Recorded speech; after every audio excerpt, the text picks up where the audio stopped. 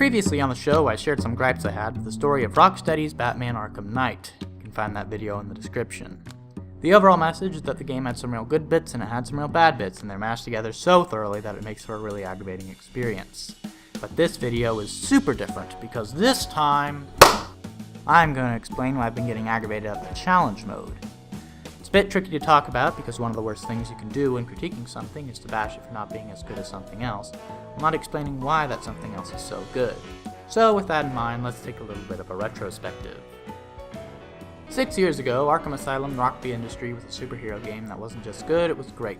It stood out from a bunch of other licensed cash grabs in the past. Not only did it embrace the Batman mythos by adapting the world and colorful characters, but it also had awesome gameplay which was so fun and well thought out that it spilled over into a challenge mode. Here the player could have fun playing the game by maximizing their scores and minimizing their times, and ultimately getting better at the game. The high skill ceiling, well-tuned scoring system, and fast-paced gameplay made challenge mode an awesome addition to the game. They gave it so much more life than just a story mode would have. Zoom to 2 years later at the release of Arkham City. This game totally expanded on everything from the previous installment. Batman's so much more mobile now it's crazy, and the combat from Asylum, which admittedly was kinda shallow compared to the stealth, has been built on with so many new options for attack. Challenge mode is back and bigger than ever. Literally, look at all this stuff. Between the 2 base characters, 12 regular challenges, 12 extreme challenges, the 2 DLC characters, and the extra maps, that's almost 1,000 different medals to collect. There's so much to play here, it might even hurt the game just because it might make the player feel overwhelmed, but I suppose that's what one would call a good problem. 4 more years later, we're here at the release of Arkham Knight, which seems to have thrown the baby out with the bathwater, removing challenge mode almost entirely. Seriously, there's almost nothing here. 4 combat trials and 4 stealth missions is all we got when the game first came out. I mean, there's also 15 Batmobile levels, but we'll get to that later. Dissimilar to the previous games, many of the challenges here have different variables measuring skill. Naturally, the objective of the game is to eliminate all the bad guys, but how do you determine the difference between a good run and a bad one?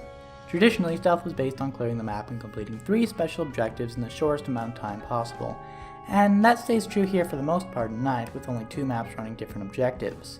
These 2 maps are incredibly fun, and I'd consider them to be the upside of experimenting with the objectives of challenge mode. Unfortunately, they stand in stark contrast to the combat maps. The Arkham games have a very sophisticated scoring system when it comes to fistfights. Each hit you get without eating shit adds to your combo multiplier, and every attack you send out has a base score. Faster and by extension safer moves are worth less points, and slower, stronger, riskier moves are worth more. You throw the base into the multiplier and you see your score go up. Then at the end of each round, you get bonuses based on your move diversity, gadget use, and most importantly, never dropping a combo. Arkham Knight has this scoring system, but it chooses to avoid using it. When the game first came out, it only had 4 combat maps, and 3 of them were remixes. The first one only counts how high you can get your combo, the second is pretending to be an endless map to see how long you can go, and the third is based around playing as a dynamic duo. My problem with these missions isn't so much that they're inherently bad, they're fine on their own, but they're never going to be as refined as the classic challenges. They just have too many tiny flaws that ruin the whole thing. Like in this first one, I keep instinctively trying to vary up my moveset, but I have to stop myself. All that matters here is the combo, I just need to go for the beatdowns and the critical strikes. All the other moves are slow, strong, and risky, which account for nothing here. Playing the game quote-unquote well makes for a really repetitive run, which also lacks the usual strategy Arkham players are used to. Another thing I noticed about these challenges are the electrically charged henchmen. Thugs can be buffed by the medic enemy class into being uncounterable and have immunity to all attacks but the Batclaw and the REC. These guys both break the in-universe logic and they don't work for gameplay. In-universe, the electric charge is supposed to flow through the militiamen's suit, but the game doesn't stop the medics from charging the regular thugs.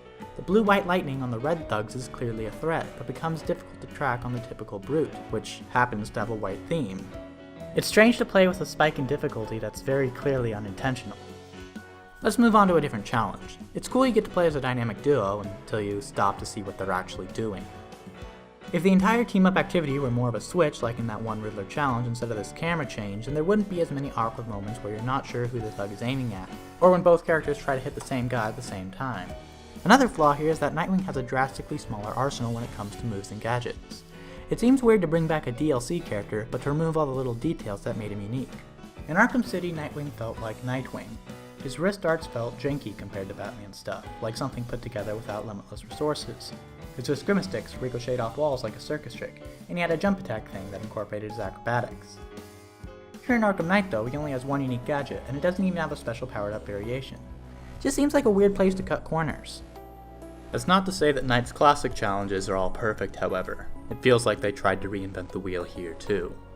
Arkham Knight's stealth missions added a new mechanic where the clock would only begin after the enemies got word that they were under attack. It allows the player to start planning before being blindly thrown into the fray, but like the rest of the game, it has some unfortunate consequences. Since enemies are on patrol during the downtime between the start of the map and the start of the timer, you'll learn that once you have an actual strategy for quickly defeating the thugs, you'll be forced into an arbitrary wait time as the enemies line themselves up for you to attack. What's so aggravating about it is how simple the fix would be. Either start the timer alongside the map or have the enemies stand still and only start moving when Batman first interacts with them. I'll let this be my last nitpick. In previous renditions of combat, the challenge would be split into rounds where the player would have to defeat a set number of thugs. Each round would gradually intensify as the game went on. In most courses of Arkham Knight, however, thugs automatically spawn in as you play. On one hand, this speeds up things a bit and allows for some high combos, but on the other hand, it makes all the rounds blend into one big one, and since none of them ever even get close to the size of some of the stuff from Arkham City, it all just feels kinda vanilla. I feel it really cripples the game to never have a point where you're trying to figure out how to get the most points off of 3 basic dudes. It's an entire metagame lost, replaced with baddies who spawn already in their attack animation. I could go on, but in the interest of not sounding like a whiny fanboy, I'm gonna whine about something else now. One of Arkham Knight's biggest knocks when it came out was that there was too much Batmobile, and I have to agree.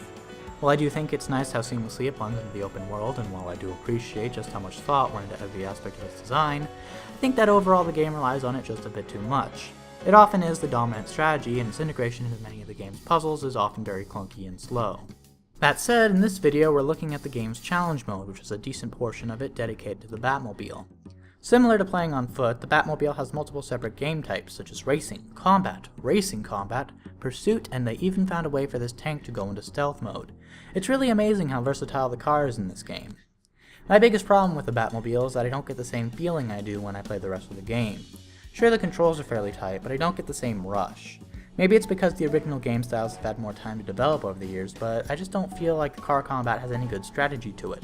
You just line up the same shot over and over again, only to change style to occasionally hack an AI buddy or shoot down some missiles. There's a critical hit mechanic, but it just doesn't feel very fleshed out. In fistfights, each enemy type requires a different approach, but in the car, all the enemy types are just 3 variations of difficulty. I'm pretty fond of the missile guys though, since they require you to shift your focus up and away from the action. It's often very tense and exciting, but I feel like it could have been a little deeper. I remember feeling similarly about the combat in Arkham Asylum when I first played it, because I felt the stealth was just so much more realized. So I suppose that in the end, when a game has so many different playstyles tucked inside of it, a few of them are going to feel less developed or less interesting than the others. It just can't be helped. This game is so dense with content, but in the end, the new stuff isn't quite deep enough to compete with the old's been needlessly reworked, and all the best parts have been lost to avoid a variation. There's so many game modes that are so close to being great here, and it's incredibly aggravating to hit this glass ceiling. I love that there's so much to see here, I just wish it didn't take away from all my favorite pieces.